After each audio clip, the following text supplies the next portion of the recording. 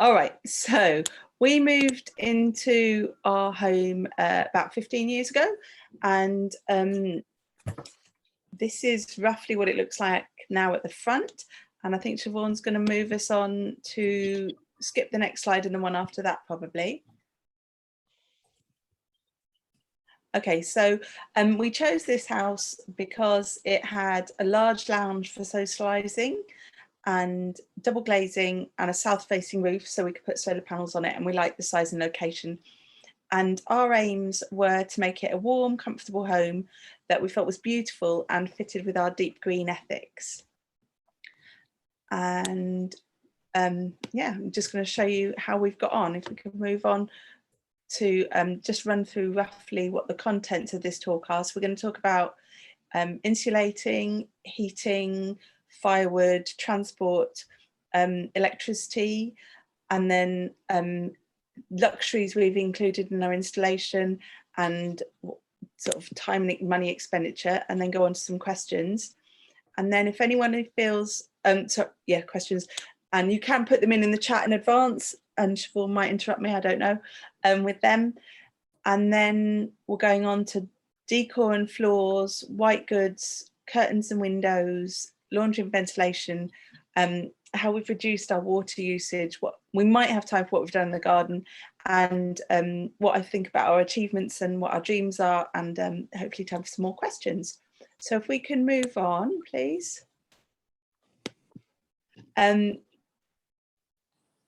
to mention the previous slide. I'm a bit struggling with this technology thing. Anyway, the previous slide had a thermal image camera, and that was taken after we'd, on the external walls when we moved in, there was these big holes that you could see the light through in all the main rooms, and they were basically letting draft pour into the house. So we blocked them up initially with things like padded envelopes and some tape, and then as years have gone by, we plastered over them. And this is still how much heat, you can see the kind of red light, that's how much heat is being lost out of them, and it's boarding over the external one of them to reduce that heat loss.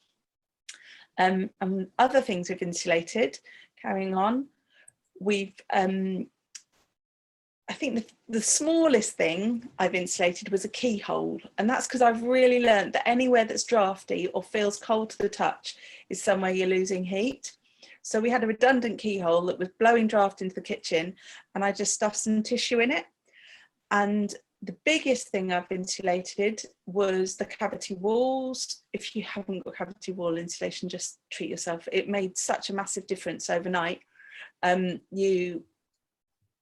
the top photo, you can see a joint in where the join in the bricks is. There's that round shape of cement, and that's where they drilled a hole in, pumped the insulation into the wall, and then cemented over it.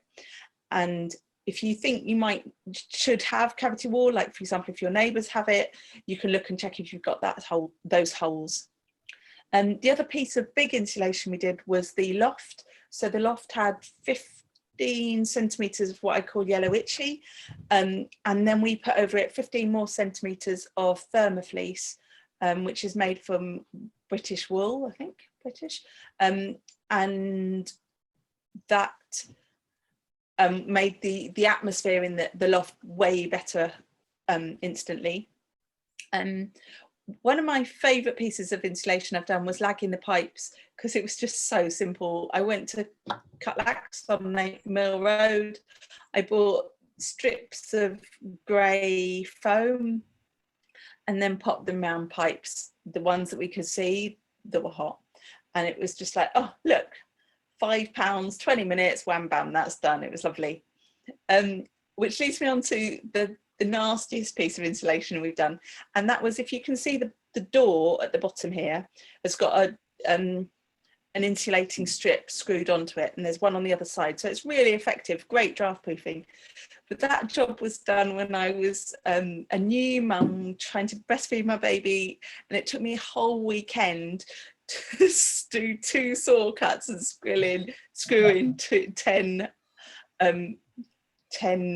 screws. it was just a real lesson in pick your moments, be careful what you do when, look after yourself.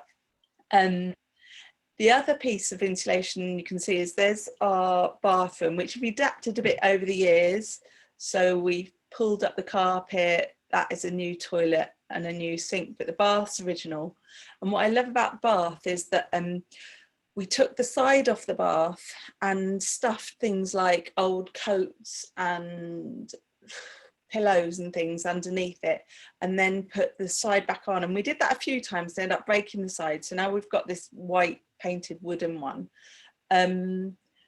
So my advice, if you're going to stuff under your bath, then it's got about the same amount of volume as the actual bath. So, and if you want something more sterile than what I use, then bubble wrap's a great insulator. So get a load of bubble wrap, take the bath off your side off your bath once, shove it under, job done. You get a really long hot soak in your bath. And we've also done under the kitchen sink with 2 layers of bubble wrap and some silver duct tape.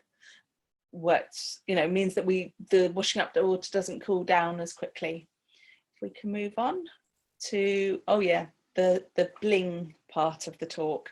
So these are like the big projects that perhaps cost a bit more and are bigger works.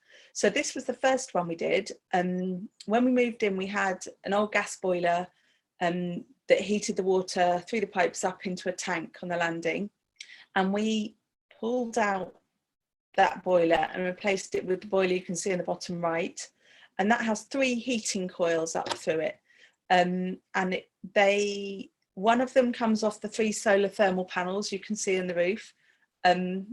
Offending the audience who will know that I fitted them in the corner after they'd learned that fitting them in the middle means you have to fit solar electric if you ever get them around the edge.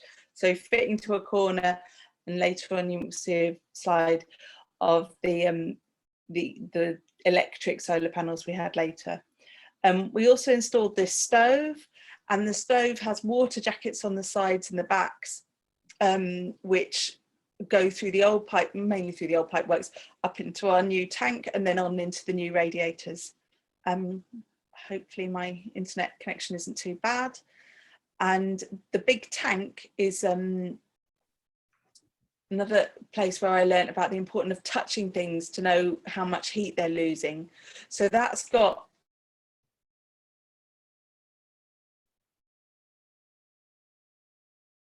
You've 10 centimetres of very solid insulation around it. And that means that when you touch the outside of it, even when it's maybe nice, clear, sunny summer's day, have I gone? Am I there at all? Yeah, you might want to, for a short while, switch your video off. We can still hear you because Siobhan's doing the actual slides, I think. Yeah? Okay. So we're on heating. Oh yeah, so that meant that we could cut off the gas supply altogether. And now our, so we haven't got any gas, and sorry, I'm shutting the door from the neighbour's noise.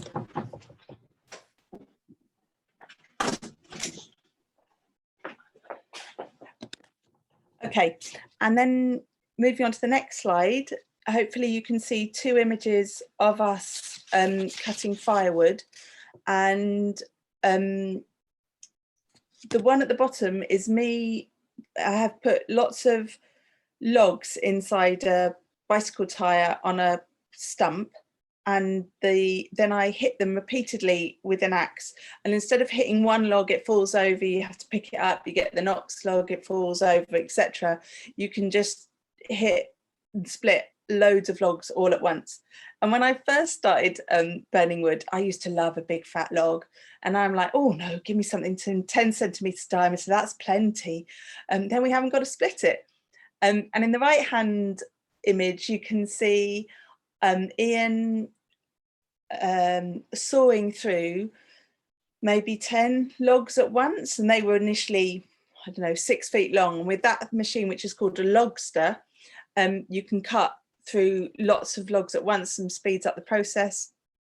And and underneath him there is a pile of sawdust. And when we started, I used to think the sawdust was a sort of annoyance. What do we do with all this sawdust? And then we decided to put it in paper bags. And this is one of the paper bags that we'll be burning this winter. Stuff full of sawdust, and the paper bag is the thing that makes a real difference. If I just shovel the sawdust in, it kind of puts the fire out. But if the fire's going, bags of sawdust are like another log. And I think I've talked about the two images on that page. If we could move on. And there you can see our main wood store, one of our main wood stores. I wouldn't say it's the main one. And we will soon have ready for winter five, maybe 6 cubic meters of wood. And that's enough to keep us going for winter. But we're also storing on site winter wood for next winter and the winter afterwards, drying it out, because you really don't, there's no point burning unseasoned wood. It's horrible, smoky, nasty stuff. Why would you bother? And also in that picture, I'm going to shut my video down again. Okay. Oh yeah, so I'm talking about transport at the moment, aren't I? And they are so transport in that shed. We've there was a dodgy floor, so we lined the dodgy floor with hempcrete, because it's not too wet, so you can have hempcrete, which has got better emissions than concrete, and then put in 2 bars to put the bikes on. And at the front of the house, it was all paving when we moved in. We've dug up, I don't know, half nearly of the paving and turned half to garden, where we grow fruit and vegetables and flowers, and half of it is wood storage for next winter and the winter afterwards. Then if we're moving on to the next slide, can you remind me what's in that one, please, Siobhan? Electricity, solar electric, add to the grid, good energy. And you have a picture of the house from the back. Okay, so we moved in and we pretty much, I think our first electricity bill was to Good Energy, and they do gas as well if you have it. And that means that all our energy is being supplied by sustainable renewable sources. And we now sell electricity to Good Energy from the 10 photovoltaic panels that you can now see on the roof of the building. And anything else about electricity? I think that's it. Oh, just that I've been careful. So things like, you have an electrician round and they wanted to install some box with a red light on to show me something was on. I was like, well, can I have the red light not there, please? Can we get rid of the LED? He's like, oh yeah, okay, if you want, I can fit the other one. And in the kitchen, there was a 140 watt strip light bulb, and joined in with other electrical work, I got 2 pendants fitted instead in the kitchen, so they're using 40 watts, so less than a third of what it previously was. Yeah, so having a long list of jobs you want doing is good, because then when someone kind of has to come on a plumbing emergency or something, you can join in the other jobs with it, so you're not spending on their call out fees, etc. And if we could go on to the next one about luxury. And yeah, so we've had 2 main luxuries that I can think of have installed. I feel like the other work's been kind of necessary in a 21st century version of the world. And one of them is that skylight that you can see my daughter leaning in through. And we put more insulation on the roof of the garden, we fitted PVC window around it, and we put better floor down. And the skylight was the kind of bonus bit. It's well insulated. It was done by Tim Aitchison. It's in the notes, can't remember their company. Someone will know it. Everyone probably knows it. But Tim Aitchison's a brilliant builder, and they fitted that skylight. And it means there's a lot more light coming into that room, gives it a sense of lift and light, and into the kitchen, less need for lighting in there. Where I've also painted more things white so that there's a better reflection of light. Another luxury is on the kitchen counter, you see the silver sink. So the kitchen counter was burnt and rotting, and the other two were all right. So we left the other two kitchen counters, got something that looked vaguely the same, and then installed that silver sink. And that silver sink really wasn't necessarily, I could have just put the old brown one back in, but I wanted that one. And underneath it, you could see the bubble wrap I've put around it. And other images. So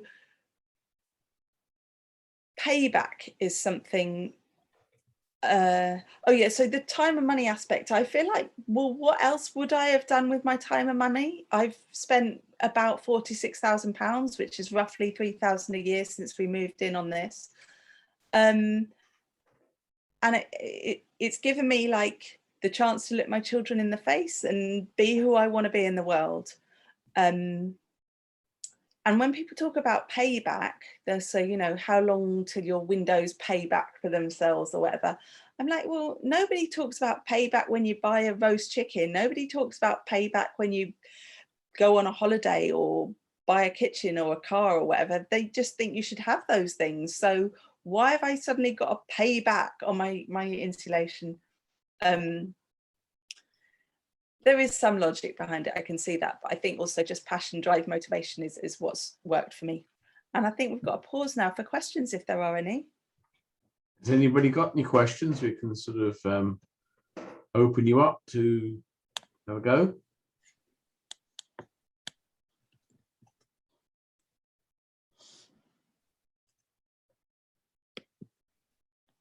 So the only question we have is that general comment from Dave Fox earlier on in the session. Dave, I don't know if there's anything you want to ask specifically.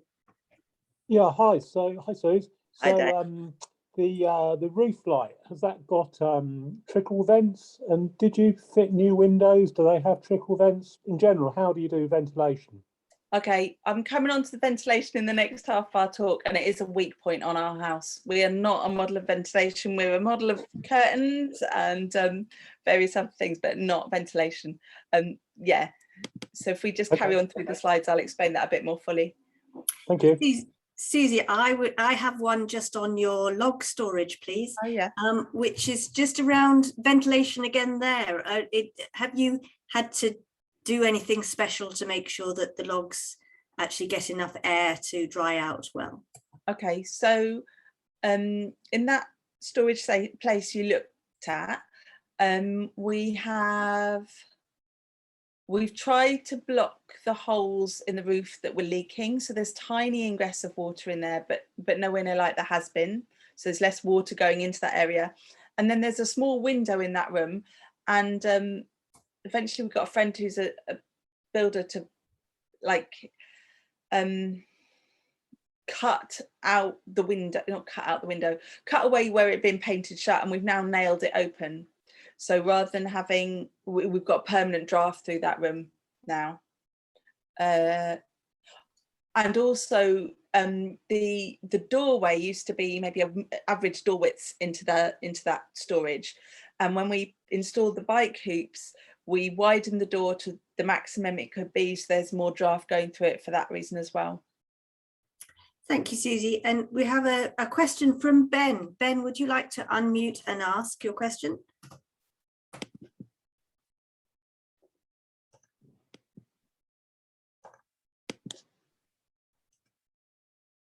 Hi, yeah, sorry, it's difficult because I've got a 2-year-old running around screaming. So I was just wondering, your water tank, can you also use it with a normal boiler?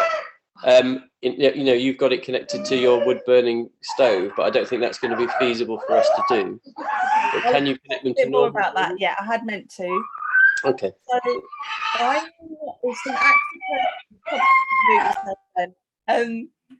it's an Aquaterm tank with 10 centimeters of insulation, and it's got 3 coils through it. The first one comes off the solar thermal, another one comes off the wood stove, and then there's a third one which only starts halfway up the tank, and that just heats up with electricity. So if in spring and autumn, we sometimes run out of the other two sources of heat, and we would then turn on the electric override button. I did it this morning for a shower. As for whether, if you just want electric heating, whether Aquatherm is your supplier, I don't know. I do know that we've got a very big tank so that we could store solar water and wood water and keep the house even hotter than we like to keep it if someone else ever buys our house. Okay, when you say very big, how big is very big? I think it's 300 litres from memory. Right, okay. And I imagine yours is 100, 150. Well, we haven't got one yet. We're planning an extension, and we'd like to make sure it's as eco as possible. So we're thinking thermal solar and photovoltaic and things like this. But it's all about working out what the best way to do it is, I guess. Yeah, I guess you could look at that for your solar thermal, and then electric, and just skip the wood coil. Might be cheaper, 2 coils. I don't know. You could talk to Dragon Renewables. They're who installed ours, and they're a really lovely, passionate team of experts who will, never sell you anything you don't need. Okay, Dragon Renewables. Great, that's great. Thank you. Cheers. Okay, so I don't think there are any other questions just at the moment. okay, so let's carry on. I'm really struggling. I still can't see my own PowerPoints. Anyway, let's stop about that and carry on. Decor and floors. So when we moved in, there was a lot of wallpaper and a lot of carpets. There's now less carpets. In the bottom right image, you can see where there's a laminate floor and a cork floor. The laminate floor was installed at the end of decorating the lounge and was a mistake, probably. We were tired, we were running out of energy, money, it was all feeling a bit stressed, and we just went out and bought the cheapest laminate. And it should have been, like, we should have at least have bought a waterproof one, so I haven't spent the last 15 years worrying about whether or not someone's going to leave a glass of water on the floor that was going to ruin it. I may yet do. And underneath there's one layer of bubble wrap, and if I'd been thinking out loud, I would have gone, well, can't we at least put 2 or 3 layers of bubble wrap under this floor, because it's not warm. And the cork was an idea that we fitted in the kitchen, the garden room. That was an idea given to us by a visiting architect, who said that if you've got a solid concrete floor, then 1/2 inch of cork is kind of the best thing you can do, that isn't going to lose you, inches off the bottom of the floor and mean you have to cut doors off and stuff. So I love cork floor. If I did it again, I would varnish it, because it's not wearing as well as I would like. But apart from that, it's really, like, especially if you've got young children, having a floor that they can roll around on and be on, and you're not worrying about anything, is brilliant. Then decor. So I've had the room we painted lilac. I don't think I even liked lilac as it went on the walls, and definitely no one liked it a while later. Now I've just decided our home is painted, the gloss work is painted white, and the walls are painted magnolia. And I would advise, when decorating, to always paint in warm colours. If you can imagine, there's just a feel temperature. So if you imagine being in a cool blue bathroom or a nice kind of warm tangerine bathroom, then you can just, well, I can feel how different my body feels in those two scenarios. And you feel warmer in a warm room than you do in a cold room, regardless of the temperature. So I would advise always painting warm things warm. I realised in the last slide I was also going to say that we've got mainly second-hand furniture. That oval mirror is one of the new things that was made for me to my design by wood from Sherwood Forest, and I love, and will hopefully be an heirloom piece one day. But most of our furniture is has a second-hand history to it, which I enjoy. And I don't think if you visited you'd say, oh, that's a scruffy looking house, because it's not, it's nice.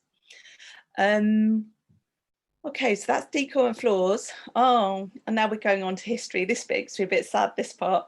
So before we lived here, we lived on a narrowboat, and if Siobhan could go on to the next slide, we learnt to live without a fridge on the narrowboat because it meant that we could run it on wood, solar and wind only, and we didn't need a gas bottle hardly ever. Gas for cooking. I think, Siobhan, you probably moved on to the next slide, but I haven't, so I don't think you have. That's why I'm confused. Okay. So Sorry, do you want the white goods slide? Yeah, please. That's the one we have. Great. So then we moved into the house and everyone assumed we were going to get a fridge. And I was like, well, we don't need a fridge. We don't want a fridge. Why would we get a fridge? So we did, after a few years, developed this thing called a Zier pot, or a pot in pot fridge that you can see at the top, which is 2 terracotta pots with sawdust in between them and a tray of water at the bottom. And that cushion was the lid. And if you want to know more about fridge-free living, then I've written about that in Permaculture Magazine, issue number 80. And my main advice was, apart from how to build it, was to use clean cutlery. So if you put the jam spoon only in the jam, then you don't have like crumbs, growing mold and stuff like that. And the reason we stopped being fridge weeb is because I became a childminder and I couldn't face Ofsted without a fridge. So we, at the same time, we happened to ditch our old electric cooker, and we installed this induction hob and bought this big fridge and the freezer, and that our bill stayed the same at that point. So we could replace an old piece of technology with 2 new things. We'd obviously looked at the AA ratings, taking that into account, and it cost the same. And my main advice for the fridge and freezer industry is, please, can we have it so that we can isolate and just turn off the fridge or turn off the freezer? Because, for example, if you're going on holiday, you might want to keep the things in your freezer, but you're happy to empty the fridge out or stick them in the freezer for a week or 2 or something. I think it's a bit of a travesty that they're allowed to install them without separate buttons to turn them on off.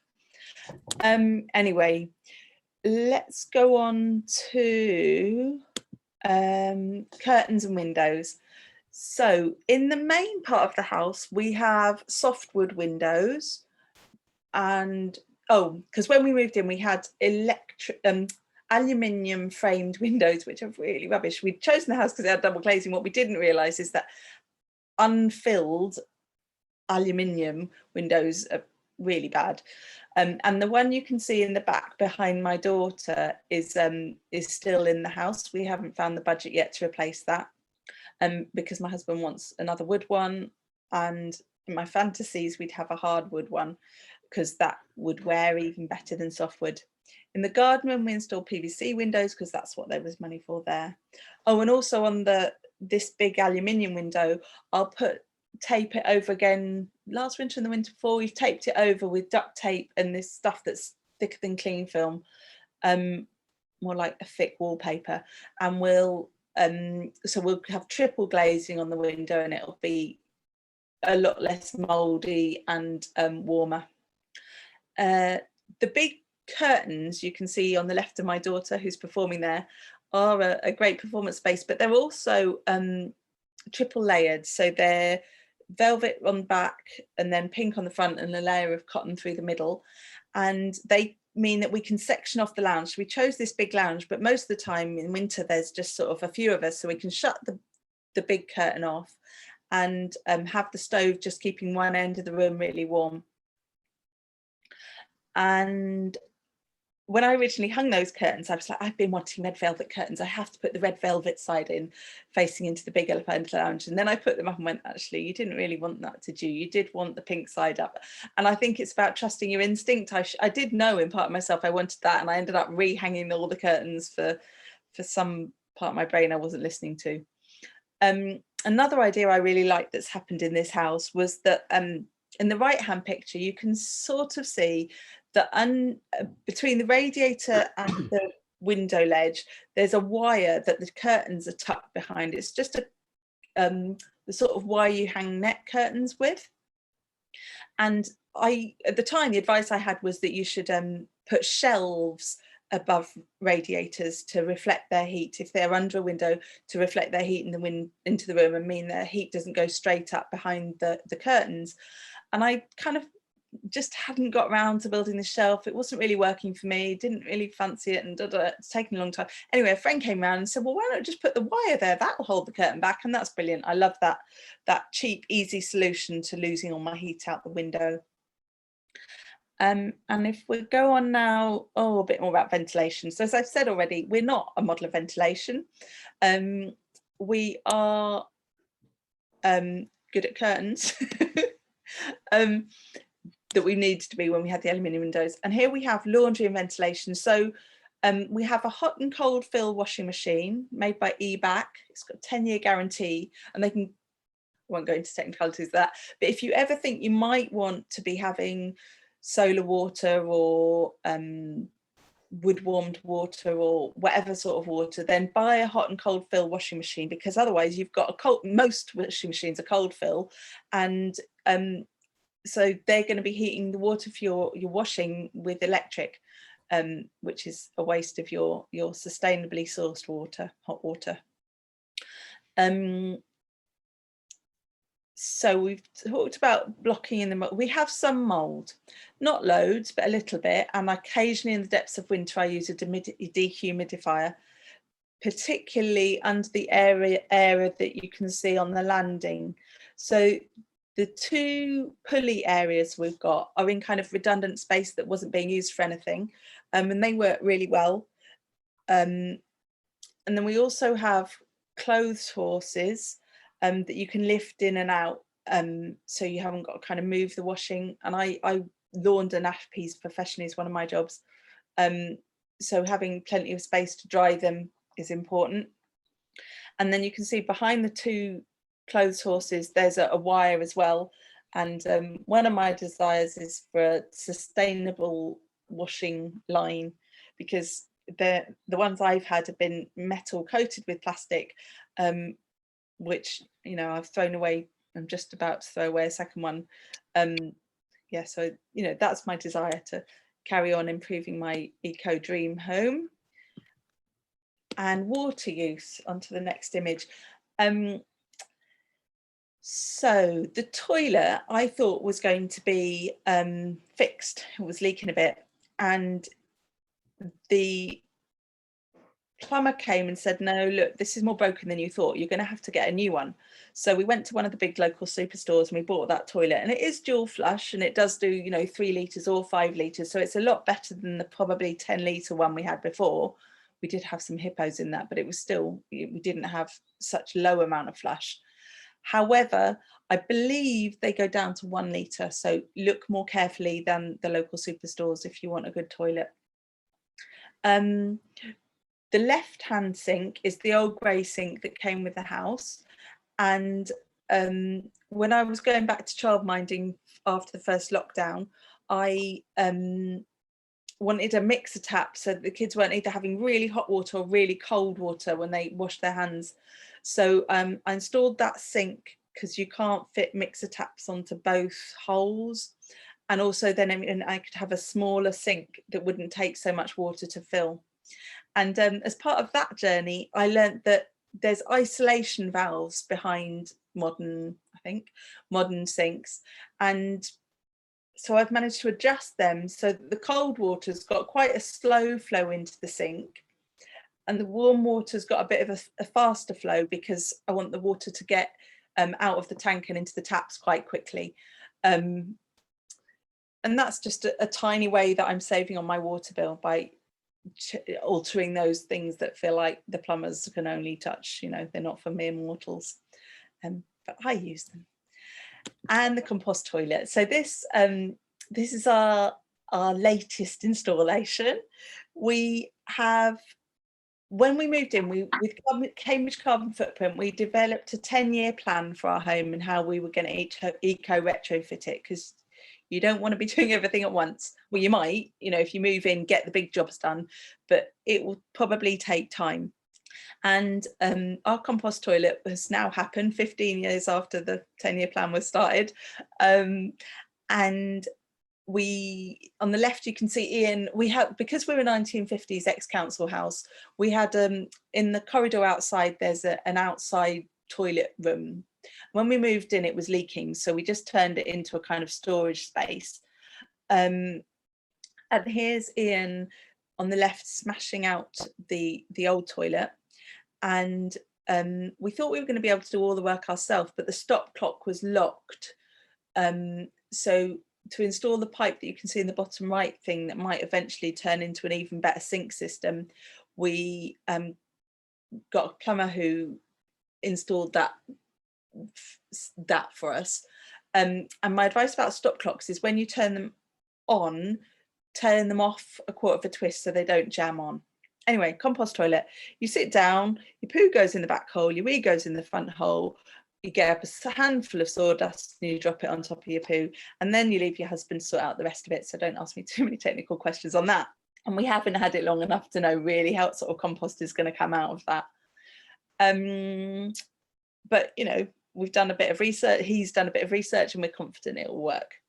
And I think now we're moving on to the last slide, the garden. I'll do this real quick. So we've re-roofed the shed with clear plastic. We've got a small green roof. We have 5 of the important wildlife features. We have water that runs off the garden roof into the pond. We home compost, and we also use the council's green bins. We have rotting wood. We have log piles, and we're also building our first hugel beds. We leave the grass long, some of it, and that's on an annual cut, some of our grass. And the bottom picture shows the kind of the height of stuff in the garden when we moved in, and the top picture shows how high things are getting now, and that means we're creating a lot more habitats and niches for different creatures to live in.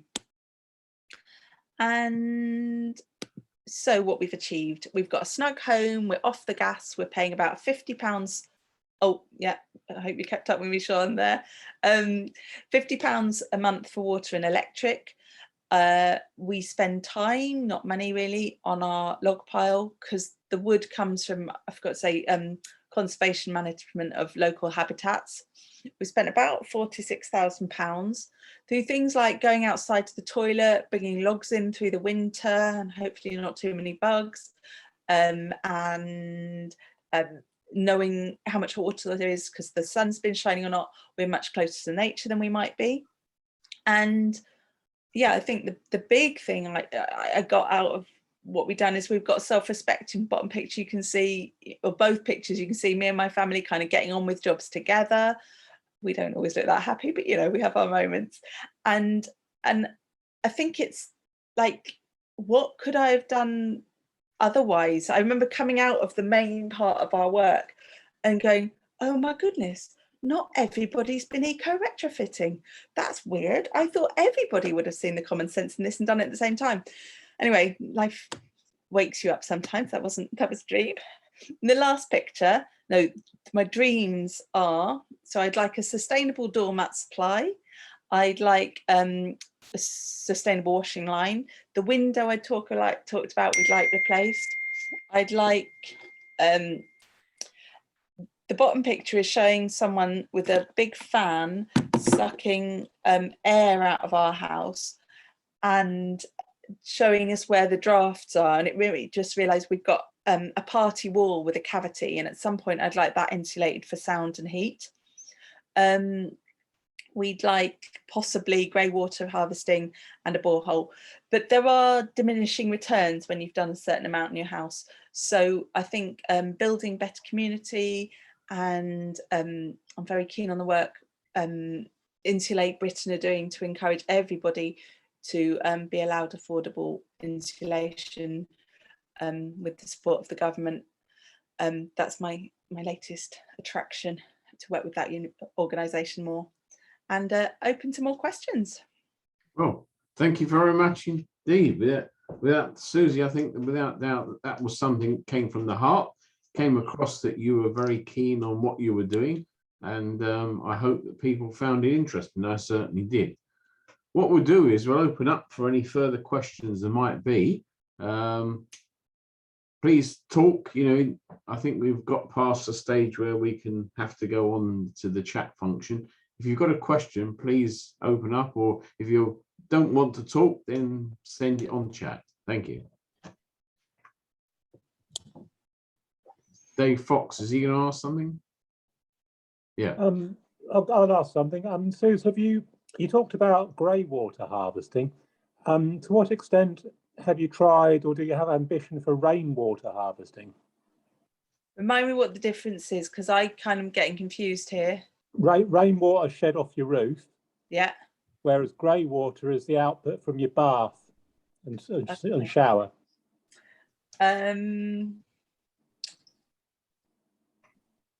I'd have to say that we haven't looked into that enough. Ian may have better answer to that, but he's putting the children to bed. I don't know. We do collect rainwater into the pond and into 5 water butts, but we don't use it within the house. Oh, I believe if we do, though, it's got a lot less lime scale than the stuff that comes out of our taps. So that would be a good reason to go in for rainwater harvesting. I probably plan on feeding it into the washing machine, rainwater. I think that's my plan, but I haven't looked at it carefully.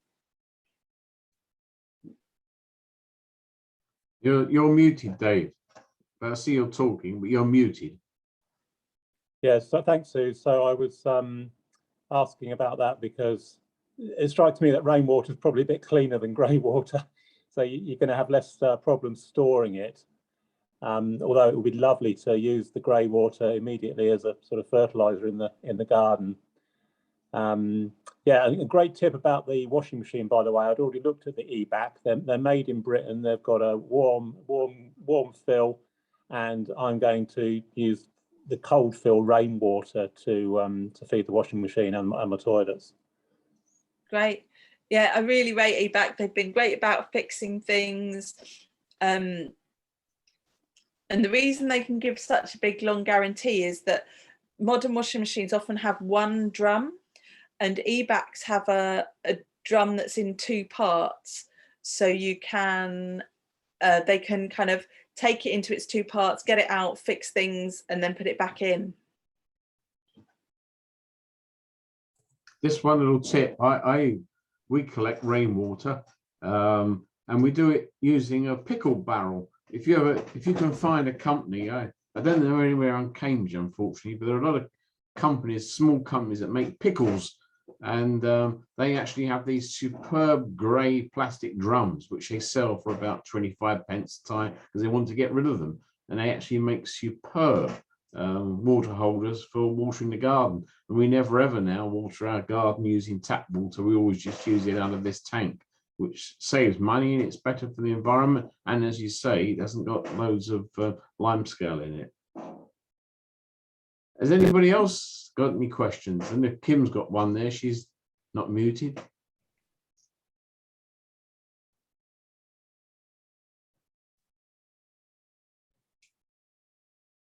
Is everybody? Suzie, you mentioned hugel beds in your garden. I think it's a new one on me. What's a hugel bed? Ian? Ian? No, he's not coming. So as far as I understand it, he's our family expert on hugel beds. They're a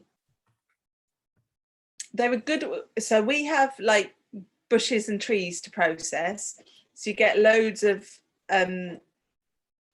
brash, and hugel beds are built with, they're a good way to process lots of brash and rotting wood. So I think they're ideally started with rotting wood, and you make them kind of into these kind of biggish shapes, and then put compost maybe on the top and topsoil on the top of that. So you're kind of composting down as so it rots down and composts all at the same time, and you can grow on them as they're rotting down. So I guess it's more sustainable than shoving things in the green wheelie bin. Yeah. You don't lose your own good organic stuff. Where do you get the hempcrete from? I don't remember. We can't even exactly, we had a conversation about it. We can't remember who installed the hempcrete. I do know that around the fireplace was done by Dragon Renewables, and they did that with lime render, which I think is less emissions than concrete. Okay. Yeah, so you have to look that one up. Okay. It might have been Tim Aitchison from that company that Green Hat, that's it, Green Hat Construction. So it might have been him that did the hempcrete work, but we're not sure. So he's the first person I'd ask. Yeah. It's not the sort of thing you get in Ridgeons, I don't think. Probably not, no. Oh, just something I didn't mention was loft hatches. So I've installed two loft hatches in my life. One was mine. I put thermofleece on the back of the loft hatch, and I put it over with black bin bag and drawing pins initially. And then when that started to get loose, I put a sheet over the top, and that's now lasted for many, many years. Another one I did, I think it's called Kingspan or Celotex, one of those things. I just cut that to shape and super glued it on and put masking tape on. I've realized the masking tape doesn't work, so I'm going to be replacing that with duct tape, but there are two ways to insulate the back of a loft hatch. Okay. Siobhan, were you going to say something about Hugel beds there? No, I wasn't going to say anything about Okay. Hugel beds. Oh, There's a comment here from Dave. Oh, sorry, yes, which says that the advantages it saves on watering the vegetable beds. I don't know if you want to add to that at all, Dave.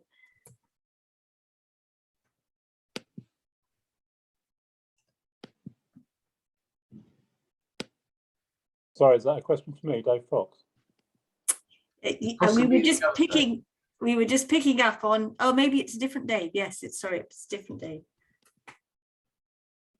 Okay. Has anybody else got any questions? Is there anything that people are desperate to ask questions? We're starting to get near the end of our session, but we've got time for a couple more questions if anybody's got them.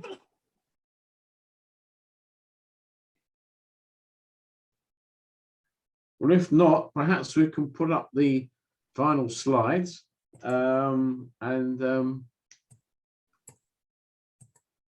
yeah, if anybody has got the time and opportunity, I know in the modern world everybody loves to ask for some sort of feedback, some sort of survey to answer, but if you do have time, we would appreciate that you actually give us some quick feedback via the address that's up there. Everybody who's actually registered for this particular event will get the details of where to give feedback, excuse me, and also you'll get an opportunity to know where exactly the video will be and where exactly you'll be able to sort of see the slides. And if you do get an opportunity, thanks for everyone who's given us a donation. If you do get an opportunity, we would appreciate some sort of financial support to sort of help us keep these sort of events going. Excuse me, I've got phones everywhere. Anyway, thanks for everyone for coming along tonight. We do really appreciate it. And just to let you know, there are some future events coming up. There's one on Thursday, the 30th of September, which is about an Edwardian terrace phased retrofit. There's another one on the 23rd of September about a calm and positive family home.